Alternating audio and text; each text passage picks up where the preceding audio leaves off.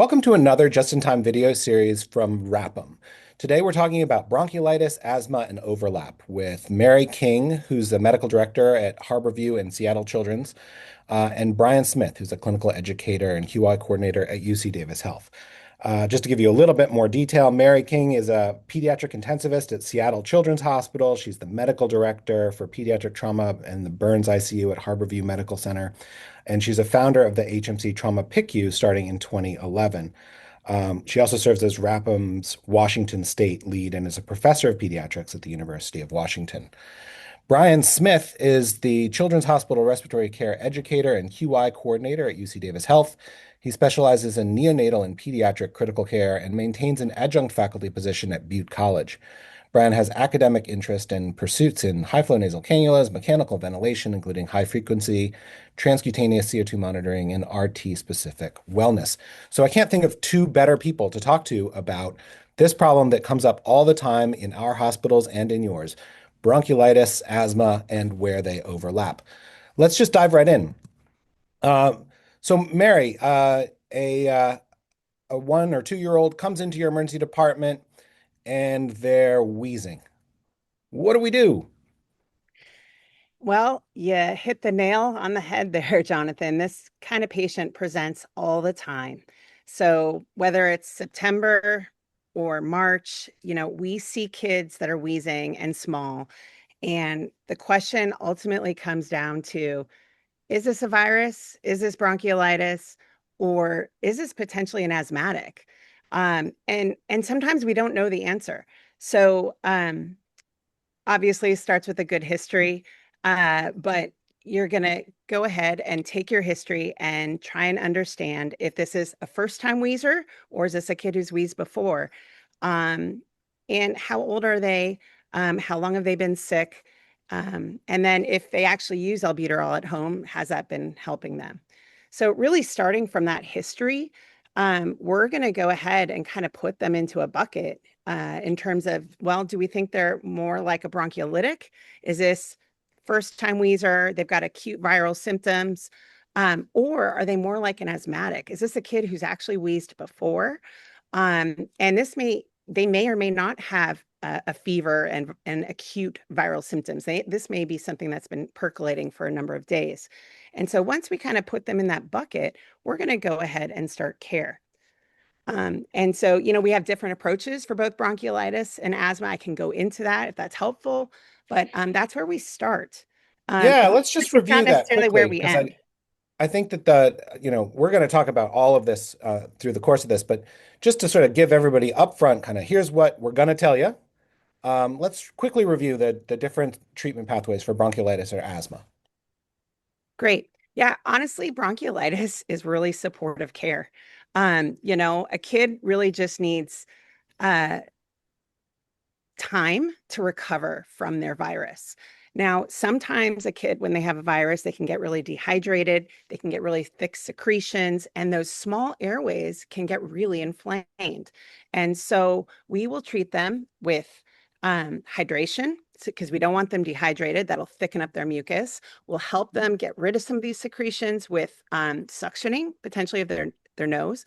And then also, if they're really febrile, that can increase what we call their minute ventilation and increase their need to breathe harder, faster to blow out that CO2. So we will treat their fevers just to really bring that minute ventilation down so they don't have to breathe as hard. Yeah, and I think, like Dr. King was saying too, I think an underappreciated thing that happens with bronchiolitis is incessant humidity loss. So with a fever and high minute ventilation and probably days of that, just the amount of humidity that's lost just through breathing, that possibly one of the reasons why these kids react so positively to heated high flow, in the moderate to severe classification. Yeah, but would you say, Brian, that even just helping them treat that dehydration to avoid that situation in the first place, you might not even need high flow, right? That's right. Yeah, for sure. Yeah, and it's one of those things that has been kind of up and down about when to feed and when not to feed.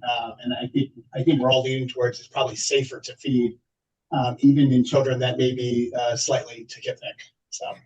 I agree with you, Brian. I will say, a lot of these kids as well just come in not having eaten well in the past few days. Yeah. And so if we can help them feel better, again, that's just going to basic supportive care, and encourage them to eat, they can help them with their own hydration, or sometimes we help them along with some IV fluids. Yeah, and I can't Great. tell And then you sorry, Dr. Cole, I can't tell you enough times how our transport team will actually go out to a small transfer center. And even just with standard air care, the patient's classification comes from severe down to moderate, where they probably could have just stayed put. So, especially in these young infants that are under that 4 month age that are obligate nasal breathers, it's just even the use of air care can be, and with reducing fever, can really change the clinical picture. that's such a great point because I think, all of our goal is to try to keep these kids in this, as close to home and as safe a hospital environment as possible. And if we can do that, at the place down the street rather than putting them on a helicopter, absolutely better, as long as they're getting the care they need, and we're able to manage them from afar. So asthma then, and we'll talk about this a bit more, that's more sort of the medical management where we're talking about bronchodilators, we're talking about steroids, and more of a medical pharmacological intervention beyond just supportive care. I agree with you, Jonathan, but I would also say that dehydration can worsen asthma as well. So I think it's an important tenet of both. But I agree that really asthma is about reversible bronchoconstriction, of those small airways. And then it's also about really excessive inflammation of the airways themselves. And so using medicines, like you said, bronchodilators, albuterol would be the classic one, and then things for inflammation, such as steroids, really are basic tenets of asthma therapy. Great. So now we've sort of told you what we're going to tell you. Now we're going to tell you. Then we'll tell you what we told you. Classics in adult education. So let's dive in. Let's quickly review that bronchiolitis. And we've talked about it a little bit, but here we've got a nice diagram and we can start really sort of fleshing out the details of what bronchiolitis really is. Yeah, and honestly, in this situation, I'm going to lean on my respiratory therapists because they are really the experts in this physiology. So, Brian, I'd love it if you could dive in. Yeah, the clinical presentation is oftentimes these kids are starting to have lower airway obstruction, inflammation, and through necrotic cells starting to have a little bit of mucus plugging. So this can present from an extreme case of like head bobbing and grunting, with nasal flaring and tachypnea, to even mild cases of just tachypnea in general, with variability in work of breathing. So as you're having more mucus plugging and lower airway obstruction and more gas trapping, the severity of the disease and clinical presentation it significantly increases. Most of the time, I mean, just from personal experience working at the bedside, most parents usually bring kiddos in after a couple days, especially if they're, like they say, this is their second or third child and they've had viral illness at home. But it's usually the loss of tone or the fact that my kid's a bit floppy that really kind of brings them in. But oftentimes by the time they're presenting to the hospital, these kids have been working for quite some time. So. Yeah, and I think married to that work of breathing for a couple days, they probably haven't been eating or drinking all that well and gotten more dehydrated, which just compounds that physiology that you just so nicely explained. Yeah, I mean, as a pediatric surgeon, obviously this is not the area I primarily manage, but I've seen my share of these sick kids, and it's really scary, right? I mean, these are like floppy kids with retractions. They're working hard Yeah. to breathe. They just look terrible. So let's I, talk about even at what, the course of hospitalization towards discharge, they don't look perfect. yeah. Even our young respiratory therapists, oftentimes, especially when they're young therapists, like within a year of maybe graduating school, they may see a kid somebody who's got years of experience will look and say, "Oh, that kid's moderate at best." So they'll think this is a severe classification. So these kids don't look normal, and they aren't going to look normal for some time, even after hospital discharge. And so, especially on presentation, yeah, they're scary. Let's talk about some do's and don'ts, right? I think, and this is where that distinction between bronchiolitis and asthma starts to get really important, right? Because the things you're going to do for your albuterol and your hypertonic salines, right? Like things that might be better for your asthmatics are not what you're going to be going after for your bronchiolitis. I do think that's right. We start, if the history really supports bronchiolitis, we're going to start with our basics that we already presented about what we're going to do in standard fashion for supportive care for our bronchiolitic patients. Um, we kind of go through this pathway to do the basics first. Sometimes kids can come in quite severe. So there are times where we may have to escalate faster than others. Brian was describing a spectrum of work of breathing. So for those kids that are much more severe in terms of their work of breathing, we may move towards high flow nasal cannula more quickly in those patients. Whereas if kids are more mild to moderate work of breathing, we're going to give them a little more time. We're going to do their NAIR care. We're going to give them some fluid and we're going to get that fever down. So it is a spectrum, but we don't typically go straight to asthma care for bronchiolitics. That really is kind of a next tier of consideration. And it's also guided by the history of the patient. Great.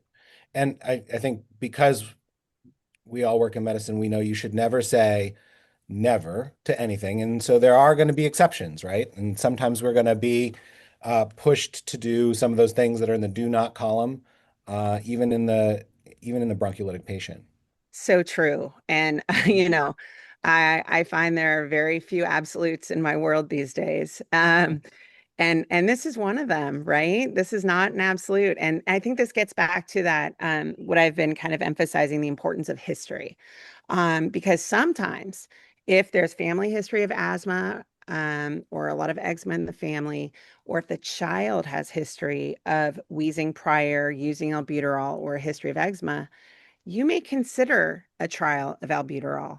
And so that's really how I guide my decision making in these types of patients. And so I don't just say, oh, they absolutely get put on albuterol and we're going to keep them on albuterol. I actually perform what's called an albuterol trial. And then I assess. That's the other really key piece. These patients change so fast and you have to reassess after your intervention. So how do they do after their albuterol? What's their response? And then I use that information to guide whether I put them on continuous albuterol and maybe even consider some steroids. And Brian, I'm going to see if you have something to add, and please feel free to disagree with me. Yeah, no, I'm not going to disagree with you. Here at UC Davis, we did a large quality improvement process around eliminating unnecessary treatments in bronchiolitis. And one of the things we primarily focused on was the use of bronchodilators. But the AAP is clear in the recommendations. Like you said, if there's a familial history, a sibling with reactive airway disease or asthma, that it is worth a one-time trial and looking for assessment to see how did they react to that. And it's one of those things. That's what we are. Our young respiratory therapists here will actually have the first year and second year residents come in the room and say, actually, let's do an assessment together. Because you are going to expect to hear wheezes in these kids. There's lots of reasons to hear wheezes. They do have restriction in their airway diameter, and that is going to cause melodic sounds. Now, whether it reacts to a bronchodilator is something else. And so it is that when you have this weird overlap and you're looking at things or you're listening to things like wheezes, it is difficult to not suggest at least a one-time trial of it. But what we really want to land it, like Dr. King was saying, is to get just this shotgun approach to medicine where we're doing all of these unnecessary non-evidence-based therapies because we're scared or because we're just trying to do the best we can. When a lot of these have been shown to be that actually increase hospitalization length of stay. So, yeah. I Yeah. guess one question I have, Brian, if I'm in a community hospital and I don't see a ton of these kids, um, how are you supposed to assess for albuterol response if you have a kid that's going to wheeze no matter what? But to me, that sounds hard to do. Yeah, you would key on the worker breathing, right? And so even in bronchiolitis, there can be tachypnea without a large increase in worker breathing. So kind of your non-symptomatic tachypnea where you don't have a lot of the other extra use of muscles. Your retractions are nothing but more than mild. You're not getting any nasal flaring. You're not seeing any head bobbing. you're just noticing tachypnea. And so those are some of the things that you would think about with asthma too. You really want to concentrate not on just airflow or the sounds that airflow is going to make, but what is the total impact to work of breathing? Do you notice the work of breathing signs to be decreasing, retractions to be decreasing? Extra muscle use and extra effort to be reduced with albuterol, because that's what you would expect to see in responsiveness in about a 15 to 20-minute period. You would expect to see some sign that total work of breathing is going down. Great. Let's talk about oxygen targets, right? Because I think everyone would love to see all babies satting pleasantly at 100%. But that may be a little bit unrealistic in these kids, yeah? Yeah, when you have so much secretions in those airways, they're going to plug and you're going to get hypoxia. I mean, that's just the reality. And so, we have pretty liberal targets for these kids. So 90% while awake, 88% while asleep. Um, and, really our standard would be to just put them on low flow nasal cannula if they're having some hypoxia, as long as their work of breathing is reasonable. So it's really Yeah, that question of aiming for that 90% awake, 88 asleep. If you're not seeing that, then you're going to go to a low flow nasal cannula if they're not increased work of breathing, and then the work of breathing is what you'd support with the high flow. Is that 100% agree. Brian? yeah, said perfectly. I supplemental oxygen in children that have decreased work of breathing, but maybe some slight tachypnea and slight hypoxia. But it's strange when we looked at our data here from our high flow work. A vast majority of these kids would be on high amounts of liter flow, but really low amounts of FiO2. Quite common to have actually broncholytics that require high flow at room air. hmm. And it's enough to rescue their work of breathing, but they're actually they never become hypoxic. I think it speaks a lot to it being an obstructive process in general, and not necessarily a parenchymal disease. When bronchiolitis becomes parenchymal, it's a whole other monster, and so that's where you really start to expect to see hypoxia. But yeah, in the early times and the early presentation of it, no, hypoxia generally is not something that we think about. That's great. Yeah, let's talk a bit about what that means, though, increased work of breathing, because I think it's really nice to have that distinction. Like, if no increased work of breathing, low flow. If increased work of breathing, high flow. But then, like, yeah, what does increased work of breathing mean? And there are tools for that. Yeah, absolutely. And so this is something that we fashioned here at UC Davis, but we leaned heavily on the work done by Children's Hospital Philadelphia. And we went to a classification system versus a scoring system. We think it's easier for clinicians to use. And I think especially in an emergency department, classification tools are fantastic. What we tell a lot of our respiratory therapists, if from the doorway, if you're appreciating that their work of breathing is high, there's not much to think about at that point. If you're starting to notice head bobbing, you're seeing a nasal flaring, you're hearing them breathe, you're hearing them grunt, they're severe. You don't have to think about anything else.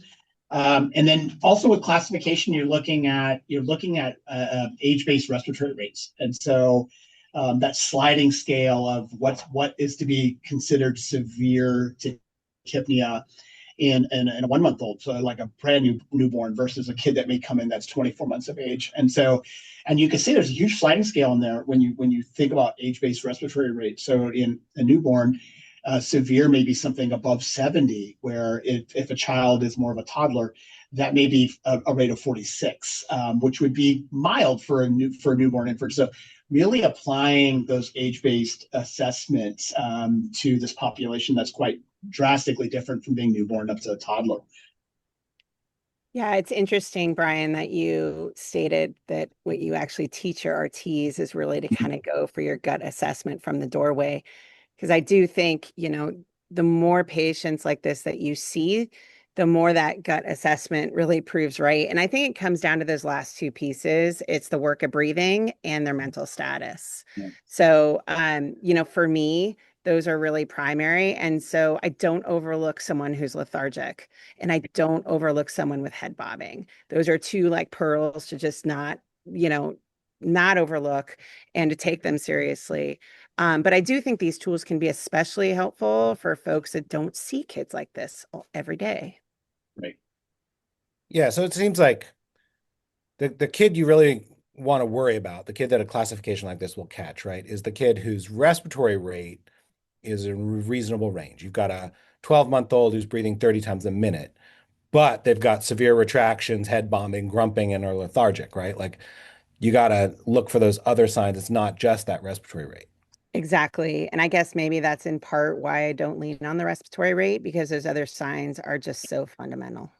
Yeah. Yeah. And periodic apneas in this Oh, patient population would be a complete red flag. that's right. You're It's like getting into tracheal tube it's like supplies out. tachycardia is bad and bradycardia is worse, right? Yeah, Yeah, we're hoping that you haven't gotten there, but yes, that would be an emergency. got it. Um, so can we talk a little bit about high flow nasal cannulas? Because to me, it's kind of just a miracle. I don't know. It just seems like you get these calls, again, I don't take care of these kids, but I do see that sort of transfer center work going on behind the scenes of, there's a kid on 30 liters of high flow. And what does that even mean? And what is that doing? I was always taught like, well, then, it's just prongs in the nose and anything more than 2 liters does nothing was my medical school training. So this has really Yeah. changed in the time that I've been practicing. Walk us through it. And this is a complicated figure, but just what is happening with high flow nasal cannulas? Oh, I'm in your boat, Jonathan. I'm going to lean on Brian because the honest truth is our pediatric RTs have been our leaders in high flow nasal cannula, both the science, the research, the pathways. So Brian, table's Yeah. yours. Yeah, no, it's something that I'm pretty passionate about, like explaining the mechanisms of action, because I remember, when I first started practicing 20 years ago, it was magic. And we started noticing that patients' work of breathing was coming down with high flow. And the early days, people would say, hey, high flow nasal cannula is a positive pressure device. And I'll have to say, being somebody early on, I personally didn't buy it. I was like, I don't know. And, but I didn't have an answer like a lot of people. And so really there's been this look for like, what is the mechanism of action that drives the positive aspects of high flow? And when we're talking about high flow, especially in infants, we're able to meet and exceed their inspiratory flow requirements. And when you're able to do that, you're able to wash out anatomical CO2, so it decreases minute ventilation. And it's blowing off that extra oxygen. It's kind of like the straw that breaks the camel's back when you're able to eliminate that straw. So you're reducing metabolic requirements for getting rid of CO2, especially in kids that may have a fever. So it's a CO2 washout. And then in infants, their inspiratory resistance is the beginning of inspiration. The resistance to breathing is really high, right? So especially the younger ones, they have a lot of tissue to move.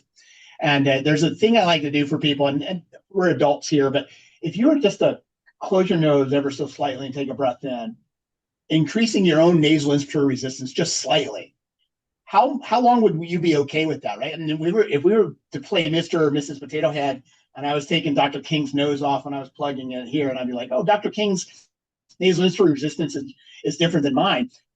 High flow nasal cannula reduces nasal inspiratory resistance just ever so slightly. So I think those two mechanisms of action, CO2 elimination and reduced inspiratory resistance, at the end of the day, kids on high flow have larger functional residual capacity. So there may be an aspect of small amounts of CPAP that come from high flow nasal cannula. I will say that the higher flows you use and the smaller the kid and the more the nares are included, the higher propensity you probably have for creating some type of positive airway pressure.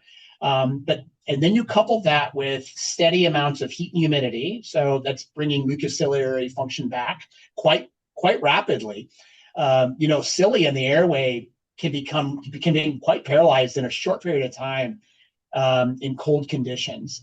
So with the heat and humidity getting that mucociliary function back and getting secretion removal happening, and for tolerance as well.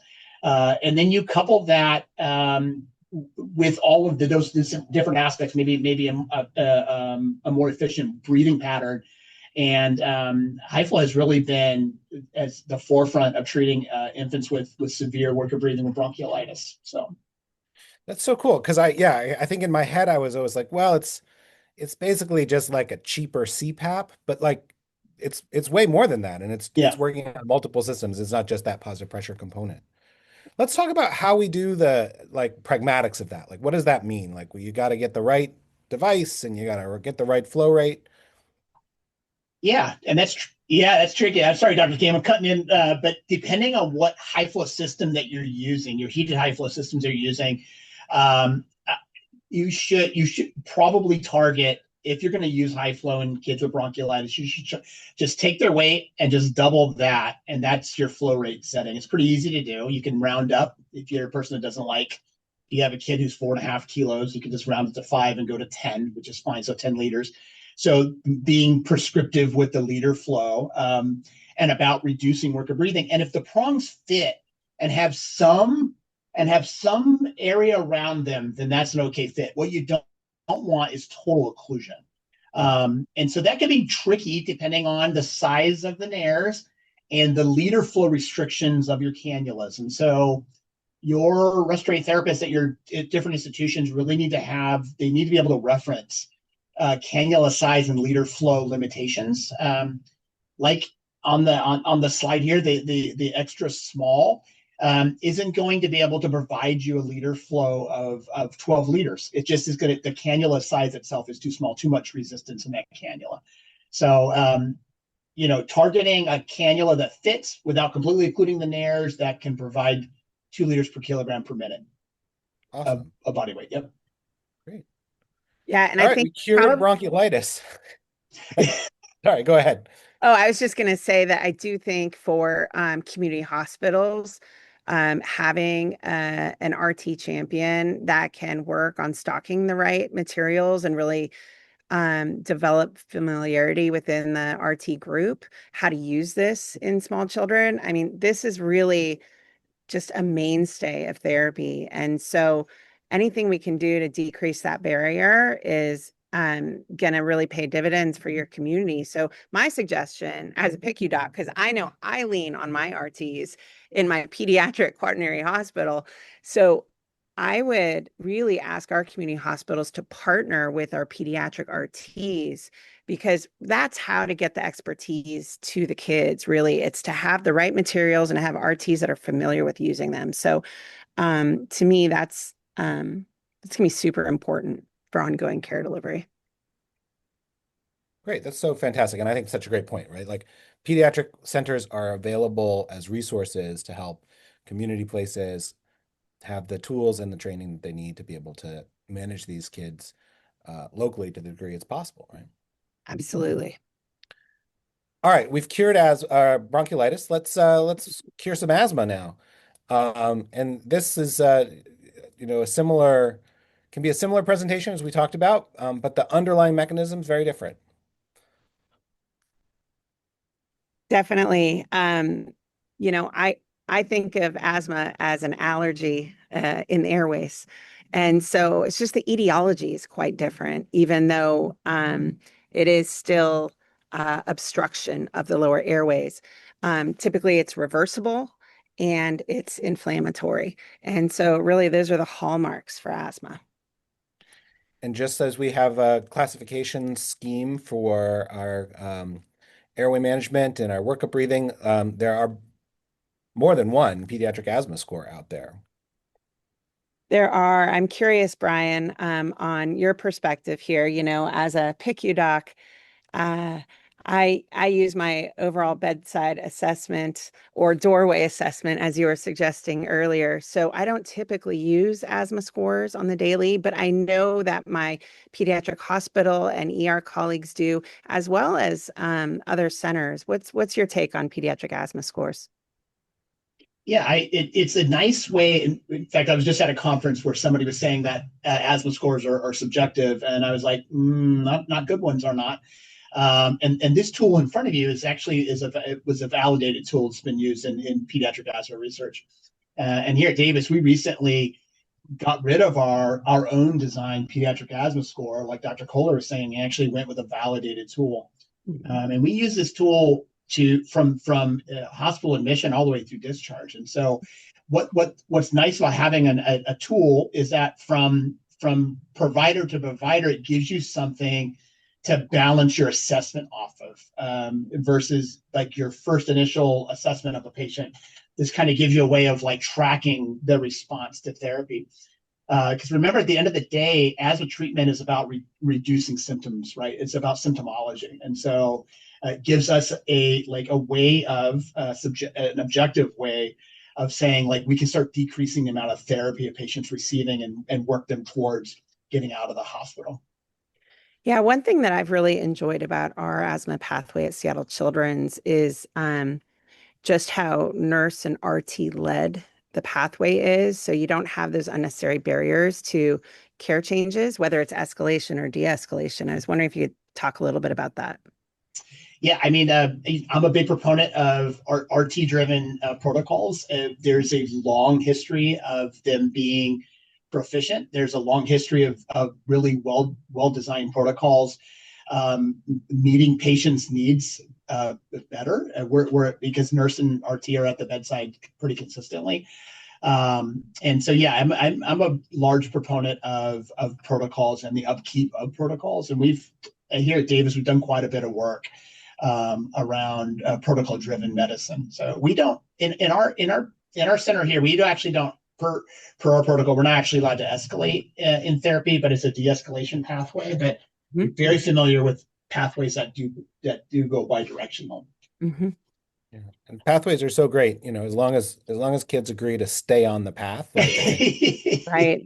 you know, can be Definitely the unpredictable, but problem, yeah, the problem of early cognitive closure, right? Is it the right yeah. kid, the right pathway? You always have to worry about that. And so I, for me, I think that's why we're talking so much about these buckets of patients. It's a spectrum. Like you do need to continue to think about that even when they're on a pathway, like an asthma pathway, because sometimes you're wrong. You're going to have to, make your best judgment and go from there and reassess. And, I think this visual kind of captures it, especially for that 24 to 36-month group.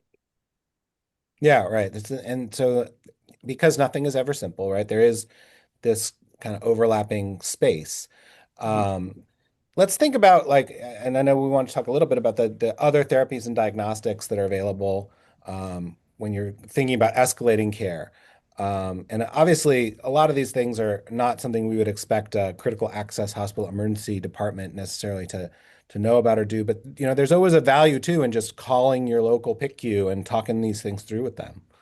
Yeah, definitely. I think, if you have an asthmatic that is quite severe, has really a lot of work of breathing, their mental status has waned, and they're not responding to your basic interventions of bronchodilators, hydration, and steroids. I mean, that's the perfect time to hop on the phone, right? There are asthmatics that need some positive pressure really to help degas. And so, pretty frequently in the Seattle Children's PICU, I'm putting kids on BiPAP just because those are the asthmatics that aren't going to the floor, right? So really, it should be done in partnership with a pediatric ED or pediatric ICU doctor who has familiarity with managing non-invasive. But BiPAP can be a great adjunct, especially for that school-age child. I think here on your slide, you've shown some heliox. Sometimes we do consider heliox to help us create more laminar flow. We're limited if we have someone with significant hypoxia, how much heliox we can use. And sometimes we want to think about an asthmatic who also may have a pneumonia. Should we get a chest x-ray? There are situations where an asthmatic is going to get pneumonia. So it's not, I think that concept of uh, avoiding early cognitive closure. I think if you have high persistent fevers, if you have asymmetry that's persistent at the exam, and if you have high oxygen requirement, those are some of the things that we would think about in terms of wanting to get a chest x-ray to see if we have a focal infiltrate to think about treatment. Yeah, like a chest X-ray and phone a friend when Phone a things start friend. not seeming like they're Absolutely. just classic pathway, right? Right. And I think that's really where the art of medicine comes in is, you're going to try something for bronchiolitic or an asthmatic, put them on a pathway potentially and start these basic interventions. But then if they're not responding to care, that's when you really need to kind of uh, put a pause and think about, well, what else could be going on here? And absolutely phoning your pediatric center, asking to get on the phone with a PICU doc or a pediatric ER doc, or getting your RT to the bedside, honestly, and really trying to troubleshoot together. I can't tell you the number of times where I've just been at the bedside with an RT to try and figure out a kid. And Brian, I hope that's true for you. Yeah, no, it's we do a lot of outreach with smaller community hospitals, Yeah. and this is always a conversation. It's like how do we facilitate non-invasive positive pressure or BiPAP in kids, um, and it's tricky because the interfaces really the interfaces themselves are something that a lot of facilities may not have. If you have a toddler that you need to do non-invasive with, and you're a center that hasn't thought about the actual interface, you may end up having to lean on using like a large adult nasal mask for a full face with a toddler, something of that nature. So just even the interfaces that we would use to provide positive pressure to kids is can be quite a barrier for a lot of centers. And then there's always well, what settings do I start with?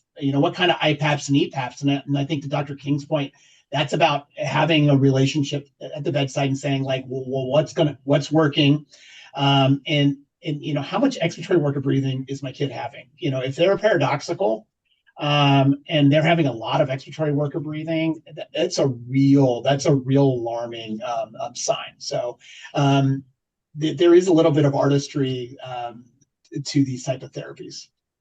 Yeah, but I think you bring up a really good point that, especially given some of the equipment limitations, there's reasons to get on the phone to ask for help to get care to the kid at the bedside, but there's also reason to pick up a phone because maybe this kid needs a different care environment, right? And Yeah. so a kid that really has severe work of breathing with asthma that's not responding to your therapies, um, that's a kid where we should get them to those pediatric resources if they're not immediately available. Fantastic. Agreed. Yeah, I couldn't say anything. I couldn't say anything. Couldn't say better. All right. Well, we told you what we were going to tell you. Then we told you, and now we have told you what we told you. And we'll move on to a quick review here of some of the key pediatric studies in bronchiolitis and asthma. These are some of the references that we reference in this quick just-in-time video. But most importantly, if you have more questions about what you've heard here, if you want to engage with Dr. King or Mr. Smith about how to manage these patients in your facility, or just want to talk about how we can better create these relationships between the pediatric tertiary and quaternary centers and community hospitals who see the vast majority of these kids, please do reach out. Here's contact information. And thank you so much for joining us today on this just-in-time wrap and presentation on bronchiolitis and asthma. Thank you so much for having us. Thank you very much.